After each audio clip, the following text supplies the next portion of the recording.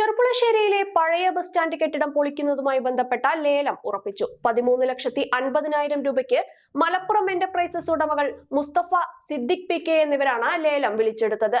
അനിശ്ചിതമായി തുടർന്നിരുന്ന പഴയ bus stand പൊളിക്കുന്നതുമായി ബന്ധപ്പെട്ട ലേല നടപടികളാണ് ഇപ്പോൾ പൂർത്തിയായിരിക്കുന്നത്. ചെറുപ്പുളശ്ശേരി നഗരത്തിലെ പഴയ ബസ് സ്റ്റാൻഡ് കെട്ടിടം പൊളിച്ചു നീക്കുന്നതുമായി ബന്ധപ്പെട്ട അനിശ്ചിതത്വത്തിനാണ് ഇപ്പോൾ വിരാമമായിരിക്കുന്നത്. ബസ് സ്റ്റാൻഡ് പൊളിക്കുന്നതുമായി ബന്ധപ്പെട്ട് മുൻപ് ലേല നടപടികൾ പൂർത്തിയായിരുന്നെങ്കിലും ലേലം ഉറപ്പിച്ച വ്യക്തി ലേലത്തുകയുടെ 1/3 കെട്ടിവെക്കാനോ ലേലത്തിന്റെ തുടർ നടപടികൾ പൂർത്തിയാക്കാനോ സഹകരിച്ചിരുന്നില്ല. ഇതോടെയാണ് പൊളിക്കൽ നടപടി അനിശ്ചിതത്വത്തിലായത്. എന്നാൽ ഇതും കൗൺസിൽ യോഗങ്ങളിലും വലിയ ചർച്ചയ്ക്ക് വഴിവെച്ചിരുന്നു. കൗൺസിൽ യോഗ തീരുമാനത്തിനൊടുവിലാണ് പുനർലേലത്തിനായി നടപടികൾ ആരംഭിക്കുകയും ഇന്ന് ചേർന്ന ലേല നടപടിയിൽ 13,50,000 രൂപയ്ക്ക് ലേലം ഉറപ്പിക്കുകയും ചെയ്തത്.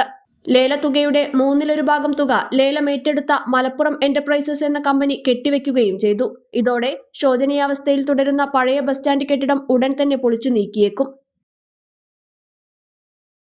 സന്തോഷങ്ങളും വിഷമങ്ങളും ജീവിതത്തിന്റെ ഒരു ഭാഗമാണ്.